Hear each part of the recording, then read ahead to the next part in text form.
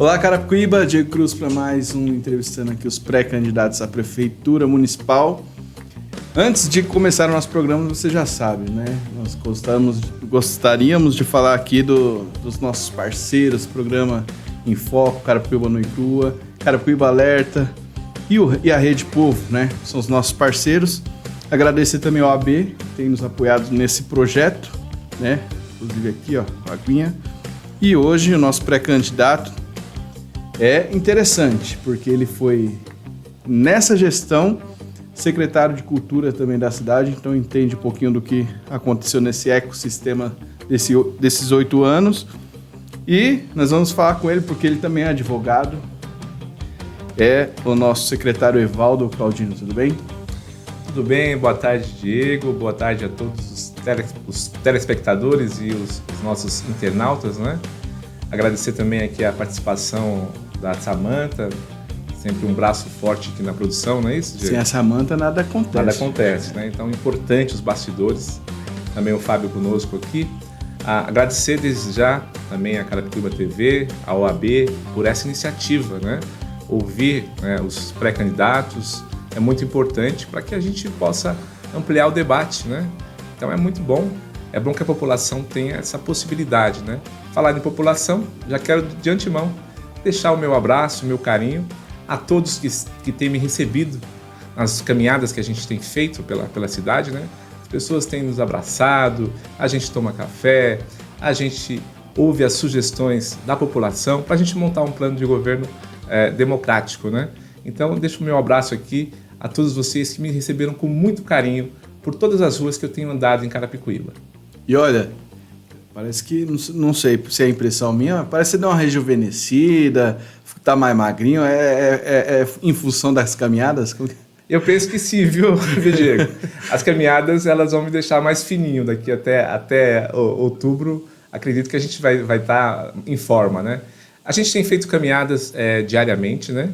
E vamos intensificá-las, né? Estamos com um projeto que chama-se Maratona Mobiliza, e a gente vai pegar, depois vocês vão ver, muito bacana, é um período bastante longo de trabalho, ouvindo a população. Então, é que nem você falou, a gente vai dar uma afinada aí até o mês de outubro.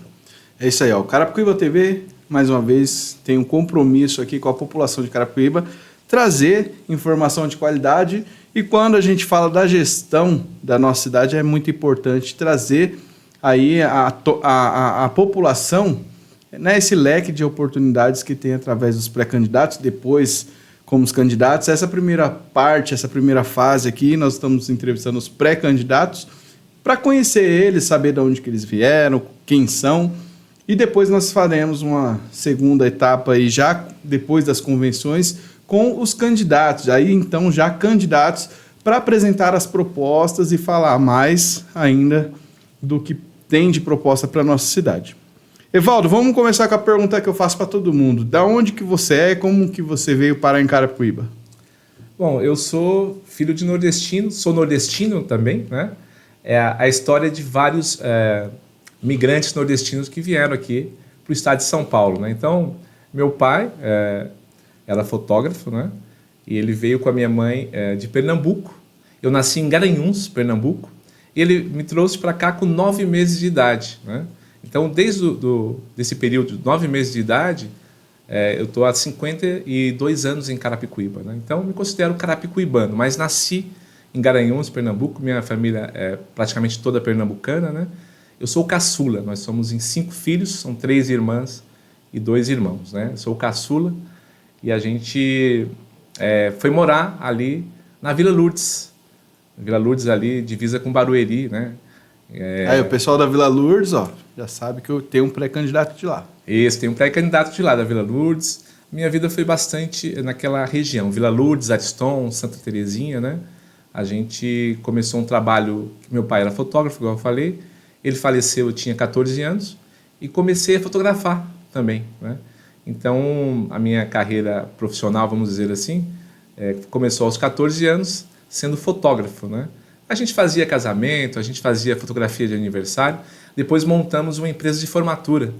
Fizemos a Television Produções e depois essa empresa tornou-se uma empresa de comunicação, Aí nós fazíamos produções de vídeos. Naquela época não tinha tecnologia de hoje, né? Era a época do VHS. Não sei se você chegou a conhecer o VHS, né? Ainda eu não peguei. Não pegou. Era a época do VHS. Hoje está tudo digital, né? Mas naquela época os filmes das câmeras eram em rolo. Então era uma loucura, né? Hoje é uma outra dinâmica, né?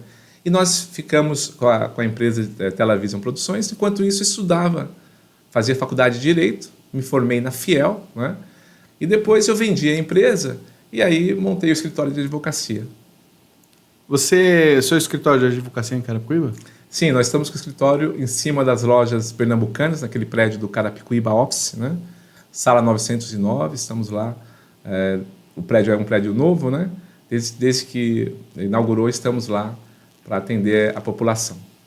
Fala um pouquinho para a gente dessa trajetória sua como secretário já aqui na Cultura de Carapicuíba. Foi só na Secretaria de Cultura ou você atuou em alguma outra área dentro da prefeitura? Na verdade, na questão pública, né? Eu tinha atuado na Câmara Municipal de Carapicuíba mesmo. Eu fui diretor parlamentar, né? Eu fazia assessoria jurídica para então a vereadora Gilmara Gonçalves, né? Eu estive um tempo lá na Câmara Municipal de Carapicuíba. Depois, montei o escritório de advocacia, comecei a advogar, né? E veio o convite. Então, eu fiz assessoria jurídica também nas campanhas do prefeito e da vice-prefeita, e aí fui convidado para assumir a pasta da Cultura e Turismo, né?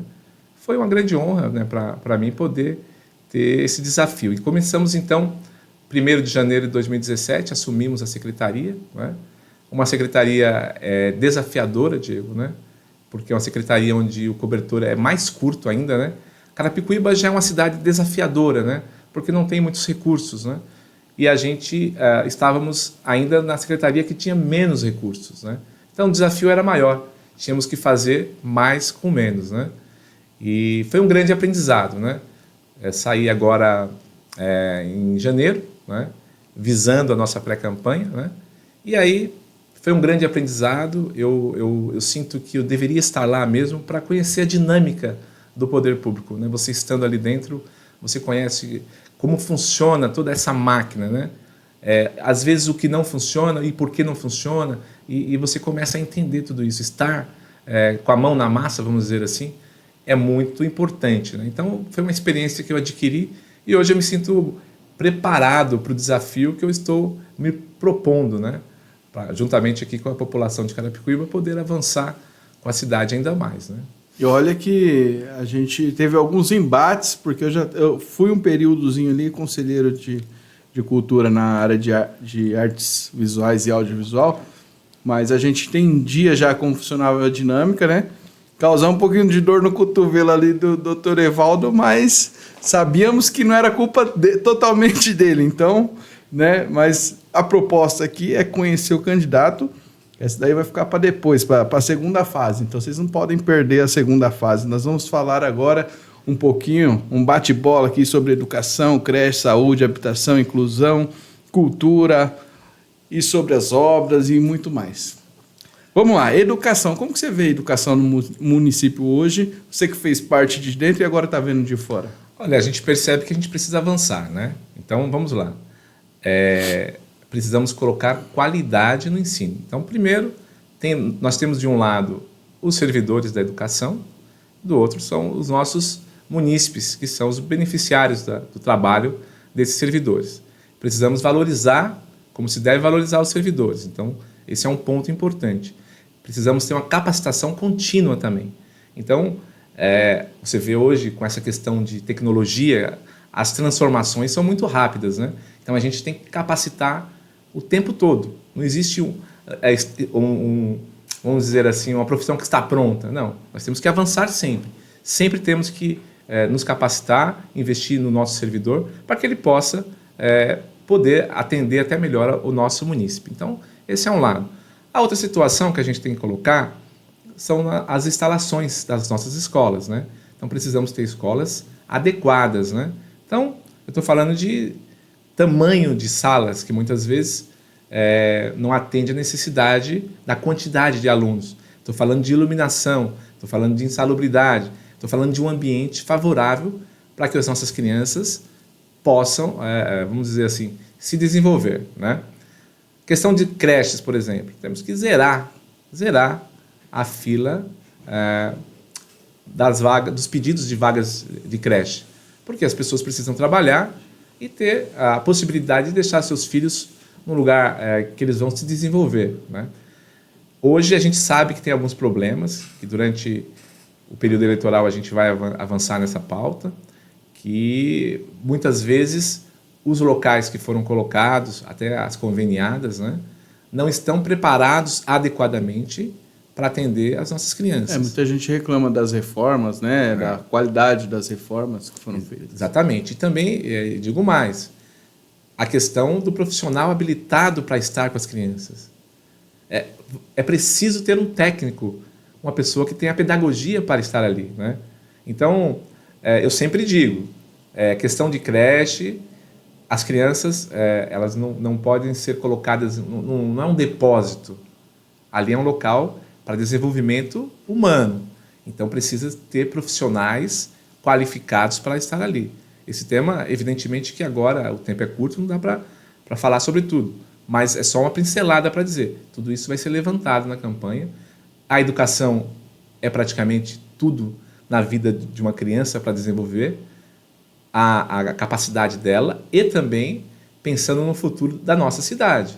Então, Carapicuíba, eu falo que é um olho no peixe, pensar no agora, mas temos que pensar no futuro. Então, se a gente quer uma cidade diferente daqui para as próximas gerações, é preciso começar agora, Diego. Então, muitas vezes, o gestor público, e eu faço uma crítica, ele quer fazer algumas ações que o resultado seja imediato. Então, 4 anos, tem visibilidade e tudo bem, mas não é isso. O nosso compromisso é diferente. É fazer o que tem que ser feito. Muitas vezes, o resultado da nossa ação demora. Demora 10, demora 12, demora 24 anos para dar resultado. Como é o caso da educação. Às vezes é uma geração. Você começa agora e o resultado vem lá na frente. Eu sempre que eu vou nos lugares, eu dou o exemplo dos ipês que eu plantei lá na aldeia de Carapicuíba, que é o seguinte: nós plantamos 50 ipês amarelos, num lugar que vai ser um ponto turístico muito forte.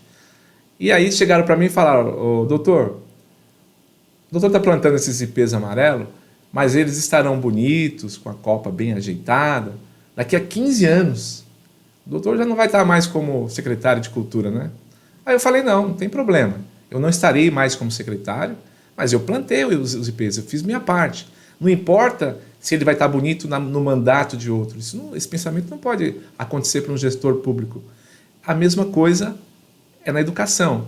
Você investe pesado, o resultado vem lá na frente. Mas se não investir pesado agora, lá na frente não tem resultado. Então, educação é a chave, nós sabemos disso, não só para uma cidade, para uma nação. Quantos países se desenvolveram a partir da educação? Então, temos que investir pesado na educação para a gente ter uma qualidade de vida e quebrar o ciclo. Eu falo que é o ciclo da dificuldade. Se você tem uma baixa escolaridade ou uma escolaridade deficiente, isso vai gerar para você uma situação de empregos que não são tão bons, uma remuneração mais baixa. Isso vai passando de pai para filho e a cidade de Carapicuíba precisa desenvolver-se. Então, a nossa ideia, o nosso projeto é desenvolvimento econômico e social. Então, a educação está no foco dessa questão. Vamos falar sobre habitação. Essa gestão aqui atuou com diversas obras, né, de reformas na cidade, mas nessa questão da habitação foi meio conturbado, né? Teve algumas reintegrações de posses, se eu não me engano, 3, inclusive aqui mesmo na Vila Municipal, e que causou muita conturbação aí nessa gestão. Como que você viu isso aí? Habitação eu vejo como uma grande questão na cidade já há algum tempo, que precisa ser encarada de frente. Então é compromisso nosso também. Por quê? Vamos lá. Existe uma dificuldade muito grande habitacional, então um déficit muito grande na cidade. Existem as pessoas que moram numa situação de alto risco, então é uma coisa. Existem as possibilidades de alguns lugares serem reurbanizados, reorganizados, ok? Então a gente tem que trabalhar nisso. Regularização fundiária, então, puxa vida, são anos e anos que as pessoas colocaram o sonho, colocaram o suor em cima de um imóvel e não tem a legalidade desse bem, né? Então a gente precisa dar esse impulso. Então, vamos lá. Regularização fundiária, então, importantíssimo, tá? Onde não for possível reurbanizar as áreas livres, por exemplo, a gente tem que verticalizar. Carapicuíba, você sabe que não tem muitas áreas para construção livres, né? Então a gente precisa estudar para que a gente possa verticalizar em alguns casos para poder atender a demanda da nossa população. Tem lugares que é possível, então você faz uma melhoria. Por exemplo, a gente tem um projeto que a gente gostaria muito de levar uma qualidade maior às habitações que já existem. Então vamos lá, nós temos residências que não têm banheiro, as crianças estão lutando, disputando o pedaço de pão com os ratos. Isso não pode acontecer, isso não é dignidade. Então a gente falava de educação agora há pouco, não é possível uma criança crescer num espaço desse sem ela sofrer as consequências de viver num espaço desse. Então a gente precisa trabalhar em várias frentes. Uma dessas frentes é trabalhar para a melhoria dessas habitações. Então, eu estou falando do quê? Banheiro, eu não estou falando de luxo, estou falando de necessidade. Um banheiro com dignidade, uma casa rebocada, o telhado sem aqueles buracos na chuva não invadir a casa. Então, são situações que você vai dar dignidade às pessoas. Então, são vários pontos que a gente vai atacar. Como eu falei para você, regularização fundiária, reurbanização de áreas, verticalização e essa questão de melhoria das residências que nós já temos. Então, um grande mutirão a gente está pensando, um grande projeto, poder público, iniciativa privada, empresários, universidades, para que a gente possa transformar a questão da habitação. É preciso olhar de frente e encarar esse problema, né? Que, na verdade, eu acredito que nunca foi encarado como se deve até aqui, né? Eu costumo falar com as pessoas, você falou de habitação, eu tenho um sonho, né? O sonho que, sendo eleito, se for a vontade de Deus assim, que eu seja lembrado como o prefeito da habitação. Então, você falou de um tema que toca o meu coração mesmo, né? Porque a gente sabe que ali começa tudo, né? Então, tem que ter um ambiente de estabilidade para a pessoa, né? Então, eu gostaria muito, em Deus dando esse privilégio para mim, que lá na frente, olha, esse prefeito, ele investiu muito forte na habitação. Legal. E a inclusão social? Está vindo bastante forte essa questão da inclusão social, agora com o autismo também, né? Mas a gente sabe que sempre foi uma luta também de todos os deficientes, né? Essa questão da inclusão social. Como que você viu isso nessa gestão e o que você vê que poderia ser diferente? A gente precisa melhorar e muito, né? Precisamos melhorar e muito, né? A cidade tem que ser para todos, né? Então, o que acontece? Você falou da questão da pessoa com o espectro do autismo, né? Isso é um problema muito grave. A gente tem andado nas ruas e vamos dizer assim, um número muito grande de pessoas que têm essa questão. E a gente precisa ter um atendimento digno para essas pessoas, entendeu? Muitas vezes as crianças são colocadas em situações, nas escolas, por exemplo, que não estão preparadas para atender a demanda dessas crianças, e aí você acaba regredindo ao invés de avançar. Então, só a questão do autismo é uma questão muito grave. Então, até a gente está falando de inclusão, a questão do autismo precisa de um centro de referência. Pela quantidade que é tão grande, eu tenho visto nas ruas, a gente precisa de um centro de referência para as questões de autismo, específica para essas questões, porque a quantidade é muito grande, né? Acessibilidade. Então, todos os prédios públicos e privados têm que ter acessibilidade para as pessoas com deficiência. Então, nós não vemos hoje calçadas. Aliás, calçadas é um grande problema na cidade, não só para as pessoas com deficiência. E aí a gente vai mostrar também no momento oportuno como é andar em Carapicuíba nas calçadas de Carapicuíba. Né? Eu mesmo tive um problema quando o meu filho era de colo, a gente tentava sair com o carrinho de bebê, era impossível. Então, foi quando teve uma reforma, pelo menos na Inocêncio Seráfico ali, e aí da calçada, né, que foi fora, e aí, pelo menos na Inocência aconteceu isso, mas é impossível você andar com carrinho de bebê. Nós estamos falando de pessoas com deficiência, mas se a gente olhar as pessoas que não têm deficiência, também sofrem com as calçadas. Nós temos os idosos. Os idosos. Então, o que acontece? A gente tem andado nas ruas, é um problema seríssimo as calçadas, que podem gerar problemas mais sérios ainda. Falando de um idoso, que ele venha cair numa calçada, venha fraturar, por exemplo, um osso. Puxa, às vezes aquilo ali pode custar a vida dele. E para quem não sabe, viu, gente, a calçada é de responsabilidade da prefeitura, tá?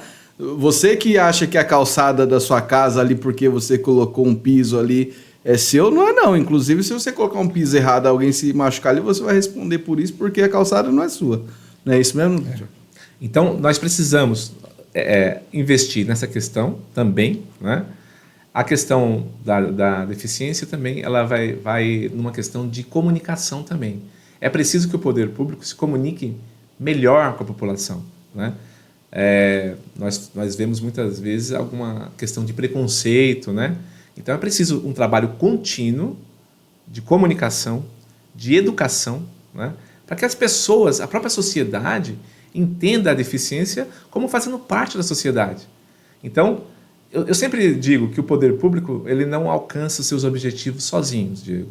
É preciso trazer a população junto. Então, a questão da deficiência, se não trouxermos a população, a comunidade para abraçar essa causa, a gente também não vai avançar como gostaria. Então, vamos investir muito forte na comunicação para que as pessoas entendam, na educação, né? Olha, o cidadão tem que abraçar as pessoas com deficiência. E o poder público ele tem que ser um agente provocador disso. Eu sempre vejo o poder público como um agente que vai estar provocando essas situações. E a população, juntamente com a gestão, pode avançar e muito mais. Agora, essa gestão também foi marcada, aí, além dessas reformas, por bastante obra inacabada, né? E aí, nesse período político, a gente vê muito, principalmente pré-candidato a vereador, vai lá, faz um videozinho, joga nas redes sociais, e a gente fica sabendo de um monte de coisa que está abandonado por aí, né? E que não sabia, mas nas redes sociais da prefeitura a gente só vê o que está sendo feito, aquela coisa bonita. Como que você vê essa questão em muitas creches, inclusive, abandonadas, né? Eu acho que a questão também parece que na cultura também tem um negócio lá arqueológico, como que é? Que nunca foi feito, deixaram de fazer? A questão das obras é uma questão que a gente tem que o poder público tem que estar em cima, fiscalizando, porque tem todo um procedimento. Então é feita a licitação, a empresa que ganhou, começam as obras, depois tem o pagamento parcial, conforme as obras vão avançando, né? O que o poder público tem que fazer? Primeiro, na hora da licitação, tem que ter todo um acompanhamento para ver se a empresa que ganhou ela tem as condições de realmente realizar aquele serviço. Então, um trabalho de fiscalização muito forte. E depois acompanhando esse cronograma de obras. Porque às vezes acontece da empresa, que nem eu falei, pode quebrar a empresa. E aí atrás tem que ser feita uma nova licitação para poder recomeçar a obra. Então, isso é uma possibilidade, mas existem várias possibilidades. Então, qual é a função do poder público? Olha, está em cima. Está fiscalizando. Outra coisa, no projeto, desde o projeto. Às vezes o projeto pode ter algum equívoco. E aí depois, para corrigir esse equívoco, perde-se mais muito tempo, né? O poder público já ele é mais lento, até porque trata-se de dinheiro público, né? Então é realmente mais lento do que a iniciativa privada, né? Você está lidando com dinheiro público. Só que acontece, é preciso ter essa fiscalização, é preciso ter esse cuidado.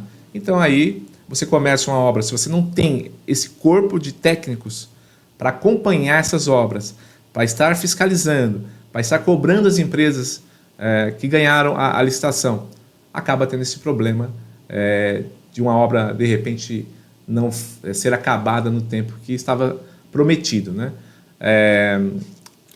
Só fazer uma pergunta aqui, ainda referente a obras. como a gente sabe que você foi secretário de Cultura, uma das perguntas que as pessoas perguntam. Aquele Teatro do Centro, Jorge Amado, por que nunca foi terminado? Porque na época da pandemia dava para entender ali que tinha uma situação da pandemia e tal, mas são 8 anos parado. Mesmo depois que você também saiu da secretaria, também não tomaram jeito ali. O que aconteceu? Por que não fizeram? O Teatro do Centro, o Teatro Jorge Amado, a casa do artista, né, como a gente costuma dizer, né? O teatro é a casa do artista, né? Então foi uma luta nossa durante todo esse período de 7 anos para que a gente conseguisse realmente reformá-lo, né? E poder entregar aos nossos artistas e à nossa população também. Se tem uma coisa que eu acho que ficou faltando, que me dói no coração, foi não ter conseguido ter entregue aquele teatro antes da nossa saída. Mas né? dependia de você? Né? Pois é, então o que acontece? Vamos lá. Foi feita a licitação, uma empresa ganhou, essa empresa começou a trabalhar nas obras lá do teatro, chegou um determinado momento, a empresa abandonou o teatro, abandonou as obras. Então, tudo bem, ela não recebeu o valor todo, ela recebeu a parte que ela fez, mas aí ela abandonou. Resultado disso, nova licitação, novo procedimento. Foi feito alguns ajustes na própria concepção da obra. No projeto. Então, atrasou, né? Atrasou e ainda, agora acho que vai retomar, né? Pelas notícias que a gente vê, vai retomar finalmente as obras de lá. Mas é que nem eu falei para você, foi uma luta nossa, evidentemente que tudo não depende do secretário, o secretário tem as suas limitações, né? O cobertor da cultura é muito curto, a cultura precisa de mais recursos. É emergencial, você não pode ter uma secretaria que ela não tem condições de avançar e manter-se. Então, a primeira coisa que tem que ser feita na cultura, e no esporte também, você precisa aumentar o orçamento da cultura e do esporte, por exemplo. Não, mas a gente viu que no esporte, por exemplo, se despejou bastante dinheiro ali, houve bastante evolução na questão de infraestrutura do esporte. Por que não aconteceu também? Porque você se sentiu prejudicado? O que aconteceu aí? Por que dispuseram tanta infraestrutura para o esporte e não para a cultura? Na realidade, o que aconteceu? Eles buscaram tiveram mais habilidade para buscar emendas, né, parlamentares e recursos para o esporte. Então, teve esse avanço que você falou. Estou falando que o orçamento do esporte é baixo e o orçamento da cultura também é baixo. Então, são os dois mais baixos da cidade. Então, o que acontece? Nós precisamos aumentar esse orçamento, né? Eu digo para você que quem está no poder público tem duas sensações. A primeira é a alegria quando a gente realiza, né? Então, fizemos o projeto Gente Grande, por exemplo. Puxa, é uma realização muito bacana. Não reformamos o Jorge Amado. Puxa, é muito triste, né? Nós lutamos por aquilo e não conseguimos. Falta de recurso, né? Faltou recurso. Então, quando veio o recurso, teve esse problema ainda da empresa abandonar a obra, né? Então, são as dificuldades que minha avó dizia que mar calmo não faz bom marinheiro, né? Então, eu peguei o mar revolto durante 7 anos ali para que a gente pudesse aprender. Então, foram muitas dificuldades orçamentárias para a cultura. Realmente, a gente gostaria de ter feito mais. Para a gente já ir encerrando, eu só tenho mais 2 questões aqui. O que a gente poderia ter crescido em relação às cidades vizinhas que a gente não cresceu? Porque a Carapicuíba foi a que menos cresceu e, assim, uma diferença muito grande em relação às outras cidades.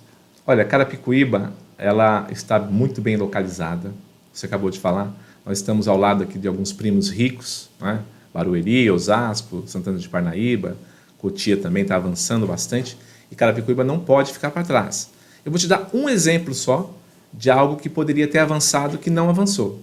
Não sei se você sabe que nós estamos vivendo um boom na área de tecnologia na região.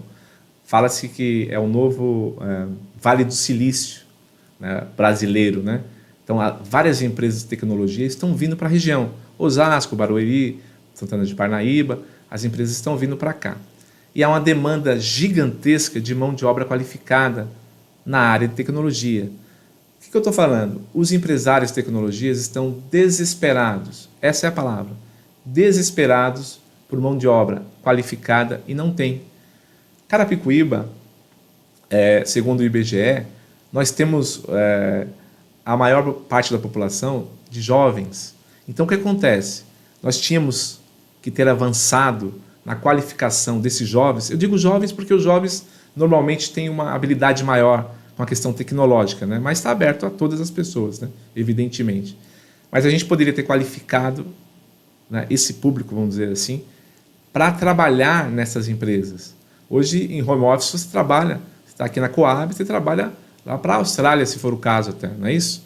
Então, se nós tivéssemos começado isso em 2017, em 3, 4 anos, teríamos uma gama de profissionais aqui para atender essa demanda que só cresce, né? Não só na região, é no mundo todo que cresce a demanda por mão de obra qualificada na tecnologia.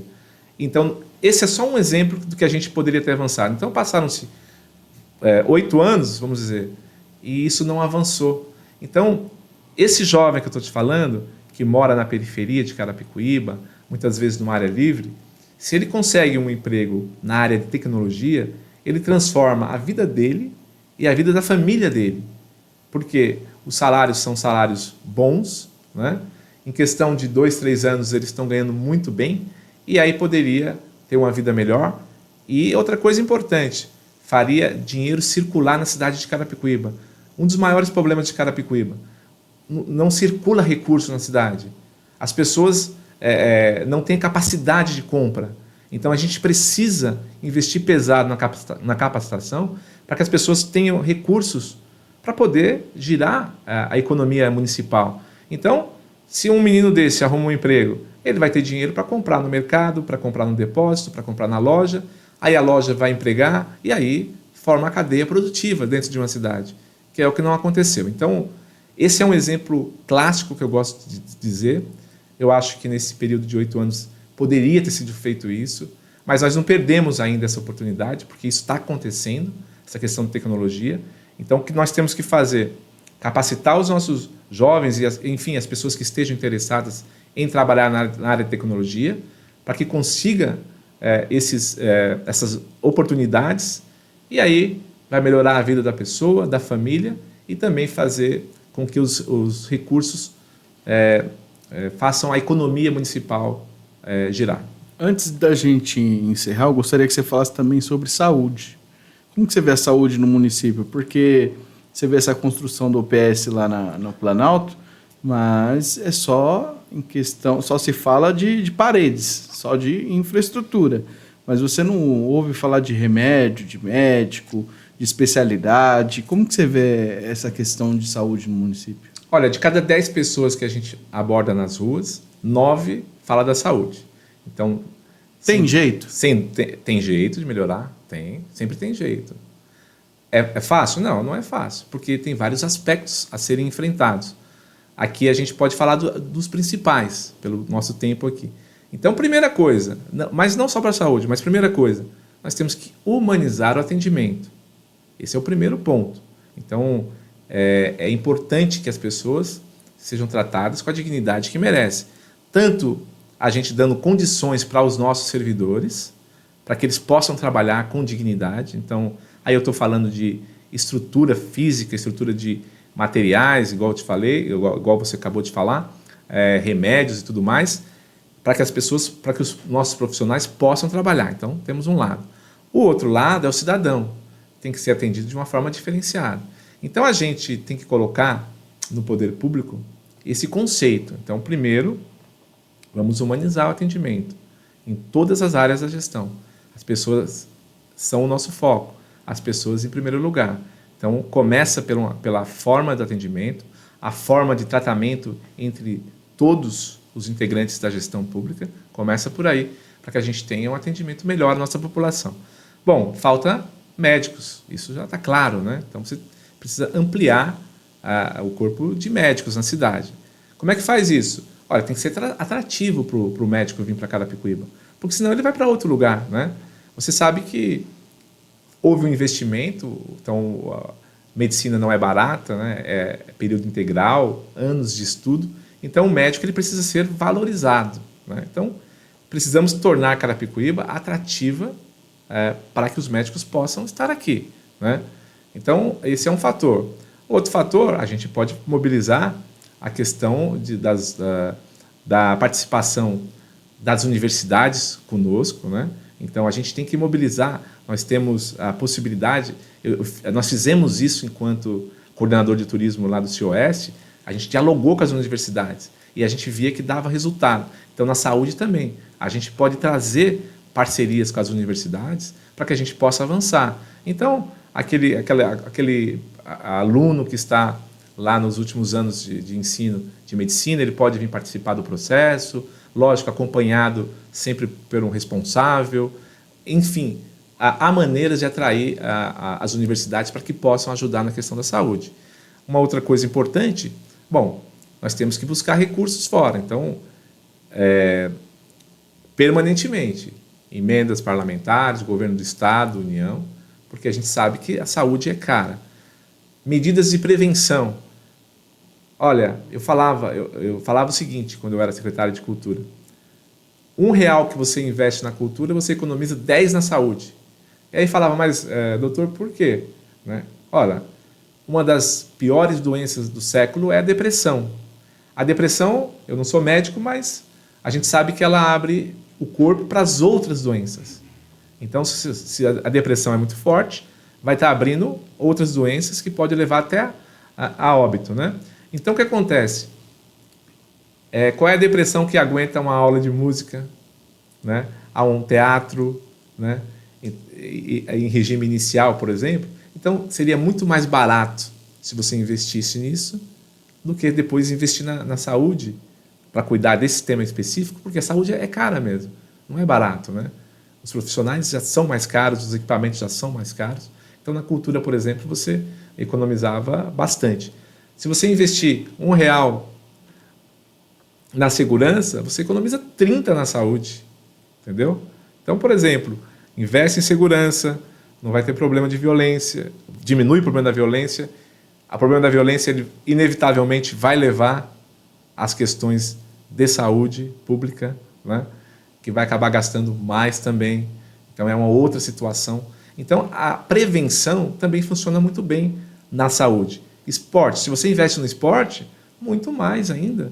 Nossa, a pessoa que pratica esporte sempre, desde que com acompanhamento médico, aprovado pelo médico e tal, ora, a gente sabe que os problemas de saúde dela vão diminuir, né?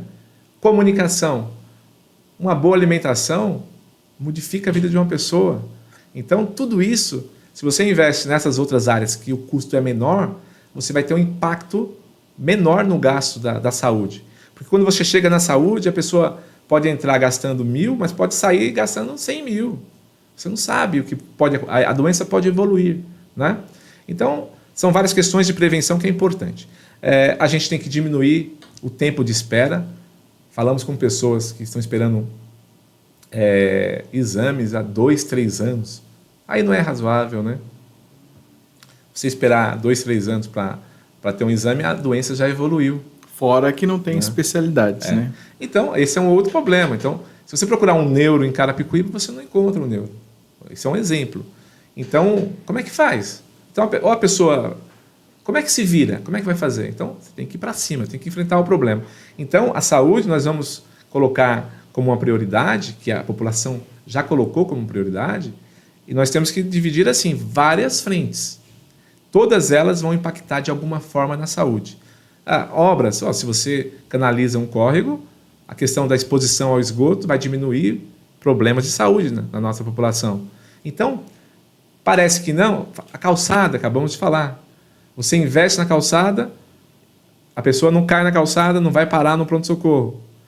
Ela gastaria muito mais usando a questão da saúde do que a gente fazer a calçada. Então, a saúde é bem complexa. A gente tem que encarar assim, investir em outras áreas e mostrar, olha, trânsito. Ora, se você melhorar as questões de trânsito, a sinalização, melhorar a mobilidade, vai impactar na saúde. Porque o cara cai de moto, ele vai parar onde? Na saúde. Então, tudo isso tem que ser pensado. Então, a gente pensa dessa forma para a gente poder avançar com a saúde. Legal. Vamos lá. O que faltou nessa gestão que não poderia ter faltado numa gestão sua, por exemplo? Eu penso que a comunicação com a população. Não há gestão pública, não há gestor público que consiga transformar uma cidade se não tiver junto com a população. Então você tem que provocar o tempo inteiro esse diálogo com a população. Não adianta, vou falar, por exemplo, a questão do entulho e do lixo, por exemplo. Se a população não participar do processo, se ela não entender a importância disso, não dá certo. Você vai lá, limpa o lixo, suja. Você vai lá, tira o entulho, volta para lá. Então, isso é um exemplo. É necessário um diálogo permanente com a população. Você tem que dialogar. E é o que eu estou falando nas ruas com as pessoas. Quem sabe o problema é quem está sofrendo o problema. Então, você tem que ouvir e, de repente, a ideia do outro é até melhor que a sua. É assim mesmo. Então, eu penso que qualquer governo que queira ser bem sucedido, ele tem que estar com um diálogo muito forte com a população. Então, permanentemente, e provocando a população a participar do governo, com sugestões, com ideias, com voluntariado. Tem pessoas que querem ajudar a cidade e não são provocadas a isso. Eu vou te dar um exemplo. Na aldeia, nós provocamos os engenheiros lá da Granja Viana, eles vieram fazer o pré-projeto de graça, junto conosco, com alegria. Vamos fazer isso aqui, deram ideias e tudo mais. Então, você precisa provocar as pessoas. Então, eu penso assim, qualquer governo tem que ter a população como sua aliada. E isso se faz com a comunicação muito próxima. Doutor, eu quero agradecer aqui a sua presença, a sua entrevista, para que a população pudesse te conhecer um pouco mais. Lógico, o tempo é curto, não dá para conhecer muito, mas a gente vai ter outras rodadas aí depois já como candidato, para a gente poder, inclusive, apresentar as propostas e fazer mais. E você que assiste a gente aí, curte, comenta e compartilha, né? Dr. Evaldo é um pré-candidato a prefeito e você está conhecendo aqui os pré-candidatos, tá? A prefeito de Carapicuíba. Conheça quem são, saiba um pouco da história de cada um, o que fizeram pela cidade, onde moram principalmente, que a gente fala, viu, doutor, que é importante as pessoas saberem de que região ali, mais ou menos, para as pessoas se situarem ali, já conhecer um pouco mais da pessoa. E ainda nós lembrando que esse compromisso que o Carapicuíba TV tem com a população de trazer a público o conhecimento dos pré-candidatos, todos eles foram convidados, né, a participarem. Óbvio, tem candidato que não quer participar, mas tudo bem, né? Mas todos foram convidados, como serão também após a convenção, que nós pretendemos fazer uma rodada aí sim, já com todas as páginas juntas, viu, doutor? Todas as páginas juntas, um representante de cada página ali, fazendo a pergunta já para o candidato, né? Para ver se está preparado mesmo. Nada de muita polêmica, de falar mal de ninguém. Deixa isso daí para os candidatos. A gente vai só fazer perguntas técnicas sobre a nossa cidade, sobre o que a população quer. Então, muito obrigado aqui pela sua entrevista. Foi um prazer ter aqui. Boa sorte aí nessa jornada, viu? Diego, eu que agradeço o carinho, agradeço também a todos que nos acompanharam aqui. Dizer que é muito importante esse debate mesmo, esse diálogo. A gente está aí aberto a ouvir, né, como eu falei, ouvir a população, ouvir as pessoas, para a gente poder montar realmente um belo plano de governo para caminharmos juntos. Agradeço a todos pelo carinho, viu? E conte sempre conosco. Toda vez que nos chamar, estaremos aqui. Pré-candidatos à Prefeitura Municipal aqui no Carapicuíba TV, valorizando a nossa cidade. Valeu, até a próxima.